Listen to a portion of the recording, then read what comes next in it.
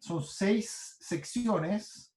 Tenemos una comisión asignada, pero que está en proceso de confirmación. ¿Son 2 profesores o un profesor por sección, Felipe? 2. Son 2 profesores externos y va a haber una persona. ¿O 2 de nosotros? 2 de nosotros no, pero me refiero a profesor invitado. Profesor invitado son 2 y uno de nosotros que puede estar en la comisión. Pero como somos 6, podemos dividirnos entre las 3. Ya, perfecto. Perfecto. Entonces, si se fijan, se va a hacer de la manera tradicional, que era con comisión. No sé si ustedes tuvieron comisión en el examen anterior. Entiendo que sí. Pero va a ser el mismo formato. Y lo que esperamos es que la presentación se haga a través del video y tengan también el material disponible de manera de poder hacer una discusión con la comisión de manera más fácil, ¿no es cierto? Presentando las plantas, las imágenes por separado, etc. Entonces va a haber que enfrentar, va a haber que entregar en los 2 formatos, por un lado el material y por otro lado la presentación. Ojalá en la presentación hay que entregarla el martes en la noche, a última hora, ¿no es cierto, Felipe? Sí, para que no tengan problemas con la subida y también para que Exactamente. lo La podamos idea es que descargar nosotros. presenten hasta las 12 del día anterior, de manera de no tener ningún problema de última hora, y lo ideal es que ustedes se presenten a la comisión habiendo dormido y en estado con sus facultades mentales al máximo. Bien, partimos con las comisiones que vamos a hacer, Felipe. Sí.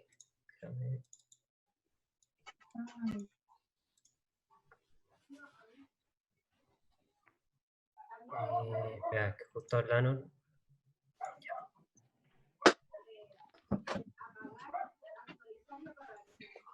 Ahí se ve algo. Ya. Bien. Bueno, tenemos 6 comisiones, son 3 comisiones en la tarde, 3 comisiones en la mañana.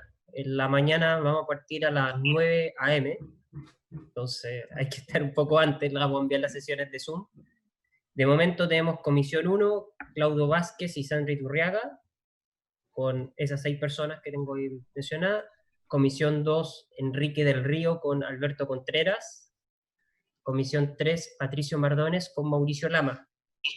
A los que están en la comisión de la mañana es a los que más les pedimos que el video esté en la noche del martes o lo antes posible, cuando puedan terminarlo. Las comisiones de la tarde son la comisión 4, Macarena Burdiles con José Tomás Romero. Comisión 5, Paula Velasco con Gerardo Coster. Y la comisión 6, Sebastián Irrazábal con Camilo Meneses. Como dijo Sebastián, estos profesores aún no han confirmado. Entonces, solo 2 de esos, la verdad, y no me acuerdo cuáles son, pero pueden variar. Lo único que no va a variar es el número de la corrección. El número 1 es la persona que le toca empezar y así sucesivamente. No sé si tienen una duda con eso. No. Pueden preguntar, que la grabación se postó por acá. La regla. ¿No hay dudas? Ya.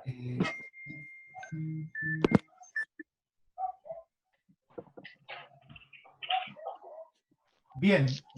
No, parece que no hay dudas respecto a eso. Bien, vamos a darles ahora la nota de presentación que se las va a dar Cristóbal. La nota de presentación, nosotros pusimos una nota ayer y también tenemos el promedio de las notas anteriores. Esa nota, ese promedio equivale a la nota de presentación, que vale un 60% de la nota final del curso.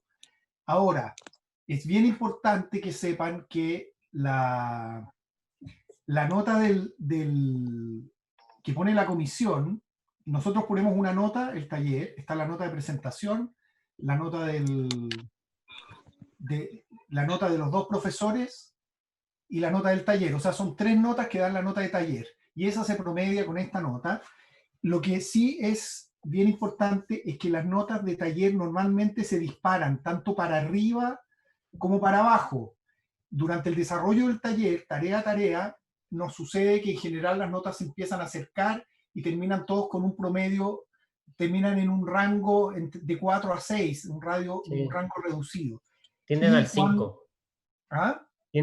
Tienden al 5. Tienden al 5, te quedan muy parejas. En cambio, en el examen, muchas veces se producen vuelcos, se producen discusiones y las notas pueden variar bastante. Entonces, en ese sentido, el valor que tiene el examen final es bastante alto. ¿Ah? Bien, no sé si quedaron todos con su nota clara o es necesario, yo creo que no es necesario vocearlas.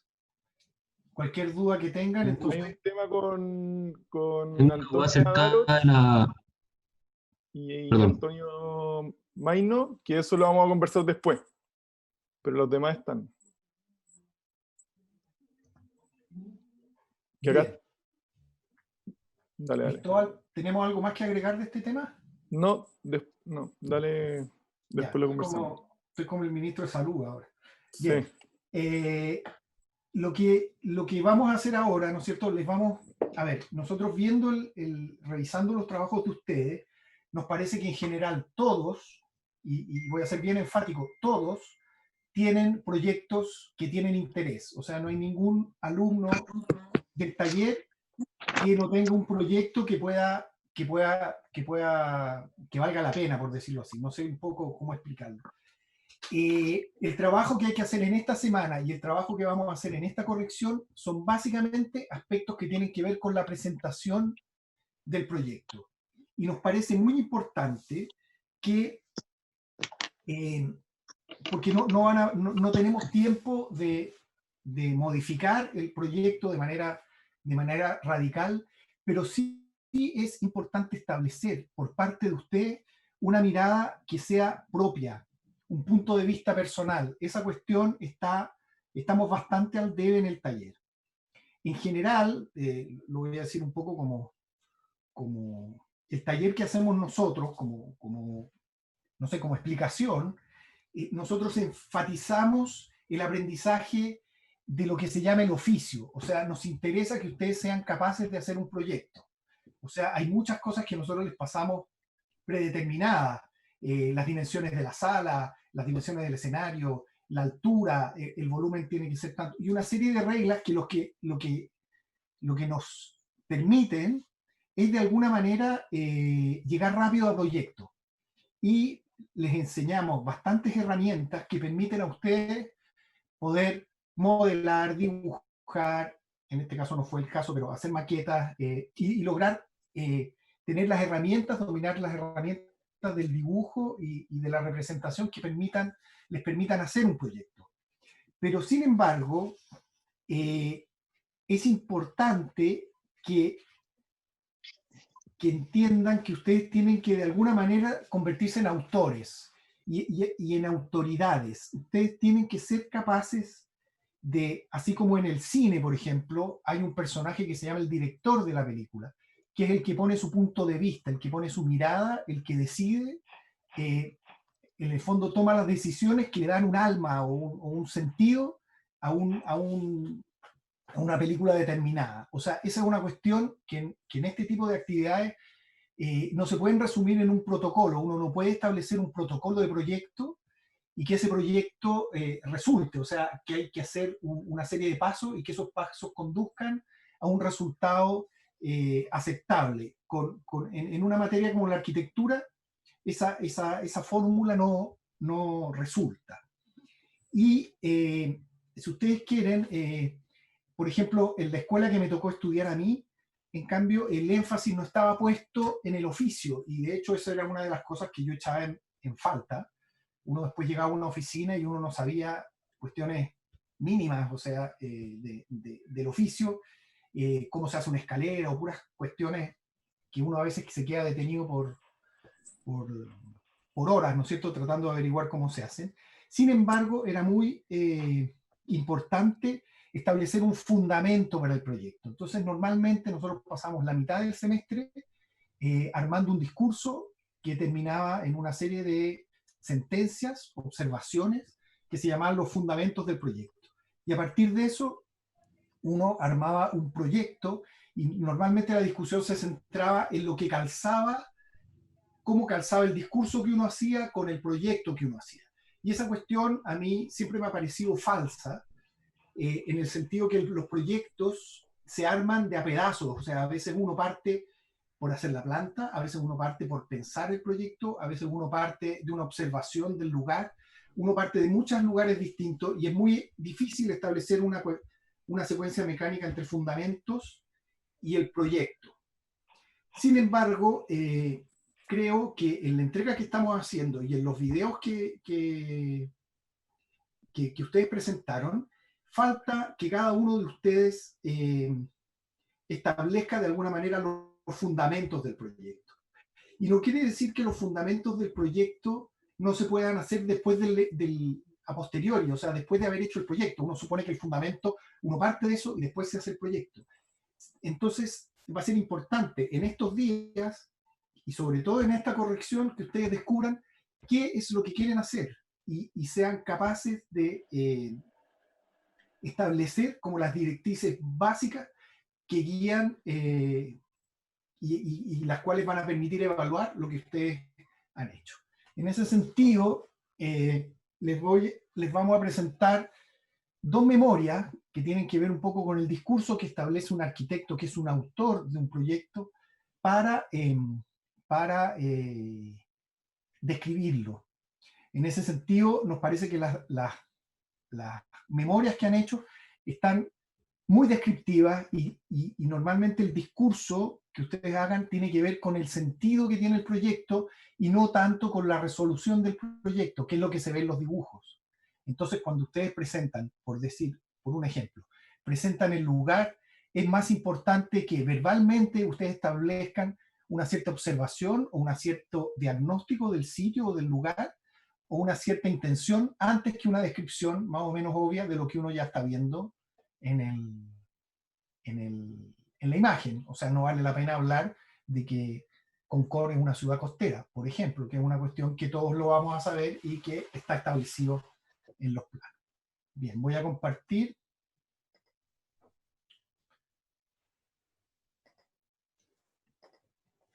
Bien, vamos a partir.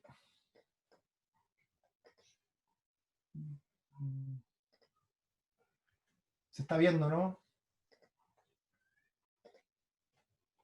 Se está viendo, ¿no? Sí se ve. Bien. Bien.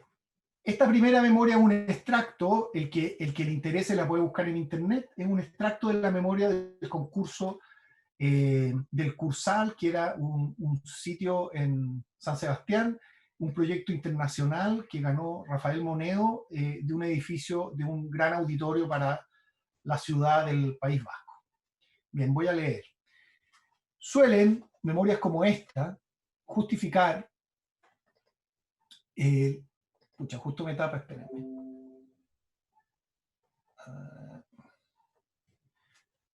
No alcanzo a leer. Bueno, como razonable respuesta a toda una serie de circunstancias, accesos, vistas, volumetría, programa, etc. Se usan para explicar la forma que el edificio ha tomado, haciendo así que la responsabilidad del arquitecto se diluya al convertirse en simple intermediario entre los datos previos y el proyecto. No será así en esta ocasión, y confesaremos lisa y llanamente que este proyecto nace ante todo del modo de entender el lugar, como respuesta inmediata y directa al extraordinario solar en que ha de levantarse el complejo cultural que el Ayuntamiento de San Sebastián piensa llevar a cabo. Decir que la belleza de San Sebastián se debe en buena medida al medio, al paisaje, es poco más que un lugar común, pues en efecto pocas ciudades disfrutan de unas condiciones naturales más favorables. El Cantábrico se remansa en la Concha, produciéndose en un reducido tramo de costa todos aquellos accidentes geográficos que figuraban en los manuales: bahías, islas, playas, rías, montes, y dando traba a todos ellos la ciudad, San Sebastián, que ha sabido respetar a través de la historia la geografía en que se asienta. Nuestra respuesta al solar del Cursal es sencilla: no debe construirse un edificio que destruya la presencia del Urumea. Algunas de las propuestas planteadas a lo largo de los años intentaron resolver tan problemático solar como si de una manzana más del barrio de Gros se tratara. Y aunque no dudamos de que estas propuestas podían tener cierto interés urbano, de lo que sí estamos seguros es que caso de haberse llevado a cabo, el Urumea habría desaparecido, absorbido por la arquitectura. La desembocadura del río en que San Sebastián se asienta debe seguir siendo visible. La ciudad, el complejo cultural que el ayuntamiento se propone construir, no la debe hacer desaparecer. El solar del Cursal es hoy todavía un accidente geográfico. A mi entender, es crucial que lo siga siendo, que no desaparezca tal condición al transformarse el solar en ciudad, perdiendo así los atributos naturales que aún conserva. De ahí que nuestra propuesta para el auditorio y sala de congresos las entienda como dos gigantescas rocas que quedaron varadas en la desembocadura del Urumea, no pertenecen a la ciudad, son parte del paisaje. Bien. Y si se fijan, este es el proyecto, ¿no es cierto? Un proyecto muy famoso que se planteó, y en la maqueta del concurso era mucho más evidente, pero no lo encontré, en el fondo en que estos elementos son más bien, tienen un carácter geográfico. Y si se fijan en la memoria, que es lo importante, ¿no es cierto? Primero, el arquitecto hace una descripción de la ciudad que sin duda es evocativa, es emocional, es emocionante. Y eso es importante. O sea, ya predispone, ¿no es cierto?, en una cierta posición al lector, en este caso un jurado, que era un concurso. Y en segundo término, ¿no es cierto?, al establecer una metáfora, en este caso el de unas rocas varadas, rápidamente, ¿no es cierto?, la intención del proyecto o de la propuesta queda claramente establecida. Y siendo un arquitecto con mucho oficio, bueno, el oficio y cómo resuelve el proyecto, eso está en los dibujos que el que quiera verlos lo entenderá. Bien, otro caso, ¿no es cierto? El caso que vimos al inicio del taller, ¿no es cierto? El caso de Alberto Cruz, el arquitecto que organizó, ¿no es cierto?, la escuela de la Universidad Católica de Valparaíso, y un arquitecto que es una escuela, y él en particular eran arquitectos que estaban muy atentos al lenguaje y a la palabra. De hecho, su propuesta educativa era en el fondo vincular la arquitectura y la poesía. Y él, al hacer este encargo de una capilla, que no es un concurso, sino que es un proyecto, es un encargo, o sea, él no tiene que estar persuadiendo a nadie de lo que va a hacer, sino simplemente hacerlo. Pero como una manera de aclararse, escribe lo siguiente. Para hacer esta iglesia hubo que, esa parte no la leo, gran zona era interrogarse. ¿Cómo debe ser la forma dentro de la cual se ora? En la iglesia unos se arrodillan, otros doblan una rodilla, otros apenas se inclinan. Los últimos soportan de pie las campanillas de la consagración. La iglesia no es un estadio mirando a los atletas. Me sentía desnudo ante esta pregunta. Estaba extrañado de sentirme tan desnudo. ¿Por qué la ciudad se construye todos los días para el vivir de todos los días con regalos que los grandes arquitectos nos han hecho? En un comienzo quería estudiar todos los aspectos que podían entrar en la obra. Quería hacer las carpetas de antecedentes. Un recuerdo que no me abandonaba. Cuando llegué a Europa, al día siguiente, en París, fui a Notre Dame. Tuve una sensación en ella diferente a cuantas había tenido antes en las iglesias de aquí. Me parecía estar dentro de un espacio cuyas limitaciones, muros, pilares, ventanas, bóveda, piso, podía mirar, y que mirar, ver el espacio con sus límites, no era un obstáculo para el orar, para el estar hincado orando. Al contrario, toda esa espacialidad, todos esos vidrios y piedras se venían al ojo para colocarnos en una posición corporal, diría yo, de oración, tal como la arena de la playa nos deja en posición para estar junto al mar. No hablo aquí de lo interior, yo hablo de la posición espacial. No hablo aquí de la oración del fariseo o del publicano. Hablo de esta zona que viene a ser circunstancia exterior, de la posibilidad del acto interior. Tampoco se teoriza aquí acerca de que el acto interior exija necesariamente tales o cuales circunstancias exteriores. Si se fijan, hay aquí una reflexión personal, ¿no es cierto?, que forma parte de lo que el arquitecto piensa mientras está resolviendo el encargo, y sin embargo, ¿no es cierto?, acá están los croquis, ¿no es cierto?, del lugar, de la solución a la que llega, pero sin embargo, ¿no es cierto?, todos los temas de la ubicación, todos los temas del emplazamiento, ¿no es cierto?, están descritos en los dibujos. Entonces, él no hace un discurso diciendo, bueno, la capilla se ubica en la entrada, entre medio de dos árboles, hay un camino serpenteante que llega a la casa principal, existe al lado un pequeño invernadero. La idea era que no hace una descripción del sitio, porque basta este croquis, ¿no es cierto?, para que cualquier espectador lo entienda. El discurso que él está haciendo alude al sentido que tiene esa obra. También, ¿no es cierto?, dibuja las plantas con precisión, los tamaños están claros, incluso los dibujos, ¿no es cierto?, constructivos son bastante precisos y permitirían a cualquiera construirla con bastante facilidad. Entonces, de alguna manera, el discurso escrito se superpone o va a la par de lo visual. Y eso es importante, entonces, que no sean discursos redundantes, sino que se vayan fortaleciendo el uno con el otro. Y para terminar, ¿no es cierto?, él habla un paralelepípedo de luz cúbica, un cubo de luz. Estas dos cosas, más lo dicho, crearon el interior como un cubo de luz. Es este, un cubo con la suavísima, delicadísima penumbra luminosa de la misa recordatoria buscaba yo. Él habla en algún caso de una misa a la que fue. Luz al ojo, no paredes, no cielos, no buscaba yo. No, ningún motivo arquitectónico quería yo. Fui estudiando mi cubo de luz, luz inmovilizada que arrojara por reflejos una envolvente homogeneidad, luz sin color. Pensé en ventanas superiores y ocultas que evitaran la dualidad, focos de luz y paños de muro opacos, y que iluminaran rasantemente los muros, blancos muros para los reflejos de la homogeneidad sin color. Tenía que ser un espacio luminoso amplio, que los muros, que el cielo se expandieran, que ningún límite se acercara para no sentirnos en ninguna dimensión comprimidos, en ninguna dimensión distinto a los demás. Por eso un cubo, por eso múltiples experiencias en iglesias existentes habituales de aquí. ¿Cuál sería la forma exacta de ese cubo? ¿Cuáles serían sus dimensiones? Debía pensar en una obra pequeña, eso quería el propietario. Llegué a un cubo que en realidad es un paralelepípedo, no nacido de ninguna teoría, sino del mirar, de ver la luz cúbica, podría decir, de prever la luz cúbica, mejor podría decir. Por otra parte, también los dos textos, y en este sentido tampoco quiero que se conviertan en poetas, ni que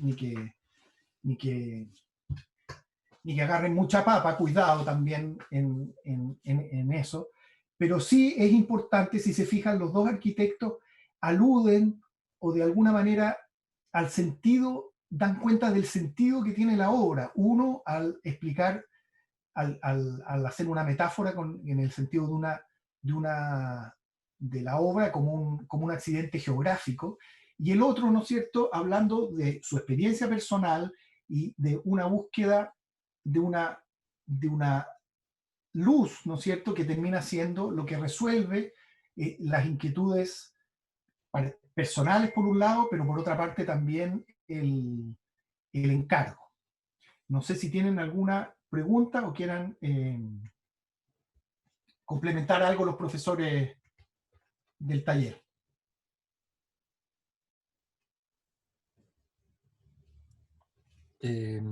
Yo decir bueno, un poco en la línea de lo que dice Sebastián, que la presentación del taller hay que pensarla como si fuera una lámina más de la entrega o como una parte más del taller. Así importante es. Y precisamente porque nos da información que no necesariamente se ve en el video o en las láminas, y eso se refiere con que no sea descriptivo la explicación, sino que sea más de concepto. Hay que tratar de conceptualizar lo que uno está realizando. Entonces, si bien, a diferencia como de un examen tradicional, ustedes no van a presentar en vivo, sino que va a ser a través de un video, esa voz, ese relato que ustedes hagan, ojalá lo puedan pensar, practicar y pensarlo como parte fundamental de la entrega. Yo ahí agregaría que el video tiene que dar cuenta como de intenciones, o sea, ante el terreno yo me planteo de esta manera, ante las condiciones constructivas yo me planteo de esta manera, ante la experiencia del teatro yo me planteo de esta manera. O sea, hacer una reflexión al respecto y claro, los proyectos son de ustedes, entonces tienen que quedar claras sus intenciones. Eso. Bien, ¿alguna pregunta? Bien, estamos Yo listos. tengo una pregunta acerca del examen. Quizás ya lo dijeron, pero en las comisiones uno va a mostrar el video y después va a presentar, o va a hacer solo el video y comentarios, no sé. No, el video es la presentación. Después hay una discusión con los profesores en que ellos te van a hacer algunas preguntas, van a hacer algunos comentarios y seguramente tú vas a poder responder lo que ellos precisen. Sebastián, Ah, ok. es bueno sí que a esa ronda de preguntas, dentro del material que va a ser el video, si pueden sacarle como pantallazo al material que hacen en el video. Por ejemplo, la planta, ¿sabes? O la vista. De tal manera que cuando se haga esa sesión de preguntas, oye, puedes poner esa vista, uno la pone. No, claro, si tienen que tener el material en PDF, de manera que uno lo pueda... Oye, veamos la planta y tú muestras Sí. el PDF de la planta y no el video, ¿se entiende? Pero la presentación es el video. Lo último, Felipe, ¿eso lo vamos a ver mañana o hoy día el tema de la capilla, de la presentación? El recorrido virtual, mañana Ujú. se los muestro. Ya. Para no hacer tanto tiempo hoy día. Bien, entonces cada profesor va a hacerles la invitación para las correcciones individuales. Nos vemos en un rato, Un pues. ratito. Que estén bien, Chao, ¿ah? chao. Chao. Chao. Chao.